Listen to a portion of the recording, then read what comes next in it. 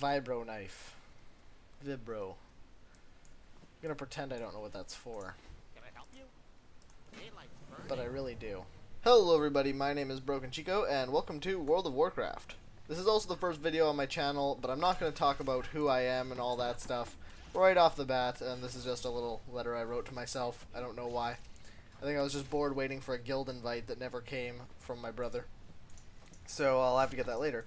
But anyway, I made this character just to make a little let's play and give myself a standalone series on this channel, because I planned a couple other things, surprises, a machinima, some other series with friends, but I really wanted something that just has me in it, if you know what I mean. Just one person, kind of just like a little talk series.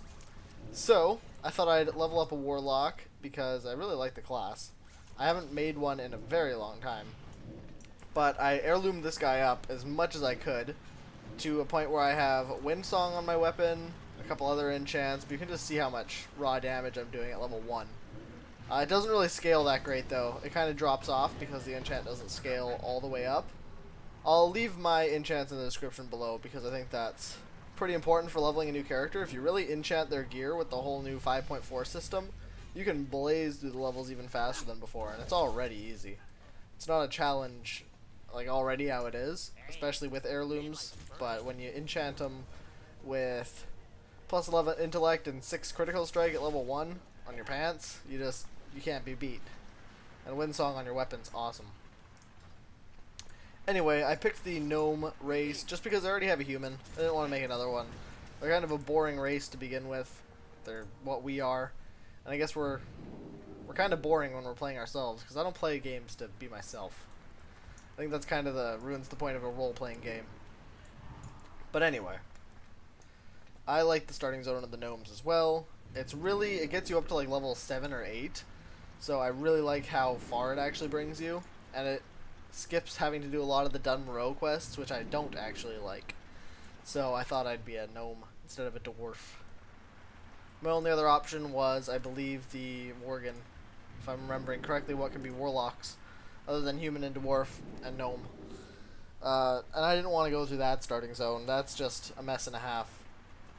Not quite as bad as the panda starting zone, but it's still on my list of things I don't like. Where do I go? Okay, it doesn't tell me.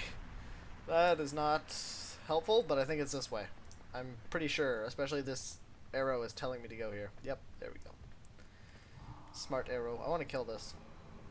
I just like seeing my damage and one-shotting things. It's fun. And you continue one-shotting things up until about level 10. Then the Windsong and everything stops scaling so perfectly. But I really love it when the haste or the crit procs. When the crit procs, it's 100% crit because of how much it actually gives you. And when the haste procs, you just saw how fast I cast, so it's good enough. I gotta sit in the decontamination machine while I fly up into the air. And I think I get shocked or something. Yeah. I get like sprayed with like purple lasers, or green. Purple would not be the right color. Anyway, I didn't get an invite into that guild that I was trying to get into, which is actually evidently my own. But no one was on, and I didn't want to wait, so I just kind of threw it to the wind, and I'll do it later. So I will be in a guild, but it's my own guild, so it won't be... You won't have to deal with spam or anything. It's just a kind of a personal guild, I guess you could call it. Not really personal, but it's for my friends and my family. Because dealing with random people at this point in the expansion, it's just kind of pointless. You're either going to meet people who aren't active, or people who raid and then lose the gear and want to raid again. And to be honest, I'm not a raider, so that doesn't sound attractive to me. You have a great day now.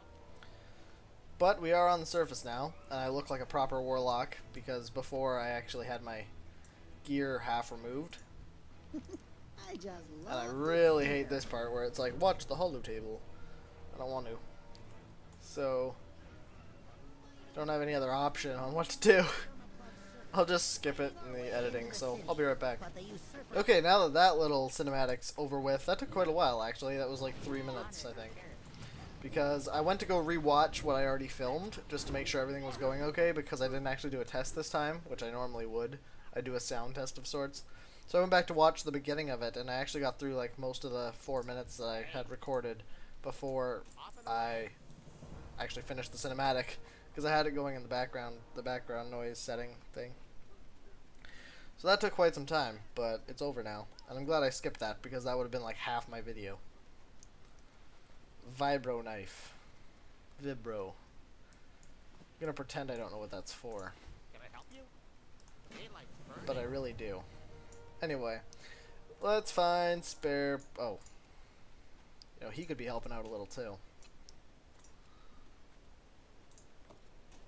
He's just standing there not helping. See, it'd be nice if I could like send my imp to go do these pointless tasks. Like I could click something and like send him over there, and then I could go pick up another one and he'd bring it back to me. That'd just be an awesome addition to the imp, because they already love treasure. If you've seen the Green Fire quest line, they already love treasure, so I should be able to send it to loot for me. Can't remember what game it is, but I had a pet that in some game, like from a cash shop, that would actually go loot for you when you killed stuff. And you just right click them and you could like access them like a bank, and he'd give you stuff. I really like that feature. I miss it. I think the pet was like $1 in the cash shop, and I got it because I liked the pet, and I found out you could loot with it. And it did it automatically, like you didn't have to send them or anything. You just go pick up all your loot, like instantly into its inventory, and then you could just loot the pet that was always right beside you. It was great for casters. But anyway, on a more World of Warcrafty note, I'm going to try to go do these quests before I wrap up the video, because I do want to have some content in this video. Can't just have it all be like introduction quests where you go fly up to the surface and all that junk. Because that's not what World of Warcraft is about. It's about killing everything in sight with no real reason. Because we're Alliance. Greetings. Off and away. If you've ever gone through Pandaria, you know exactly what I'm talking about. Okay, killing that. Killing that. See, I could just make a whole video of me saying that, but wouldn't be nearly as entertaining as listening to me ramble about random topics, which isn't that entertaining to begin with. At least not to me. Or maybe that's just because it's me. Rare. Also, just as a heads up... Oh, well that was easy. Just as a heads up, I did stop using all my add-ons for this Let's Play. Normally I have like screen clutter galore of add-ons.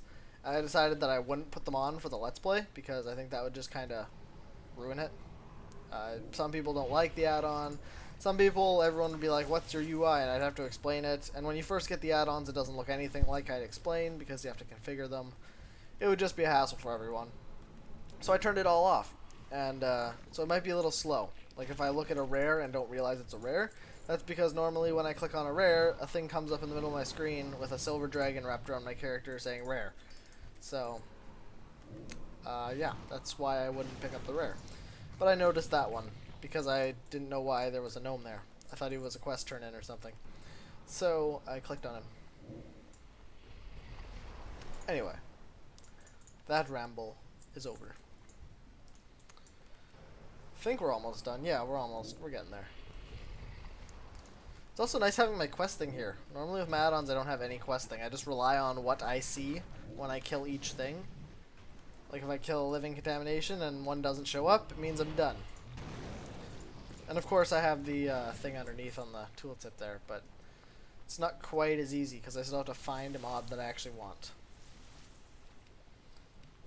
Okay, clean it up. Clean it up, robot. Yeah, good job. I want to fly. Oh, okay then. Go clean it up then. There you go. Okay, let's go turn in these quests, and then I'll say my goodbyes / thank yous, and I'll head off.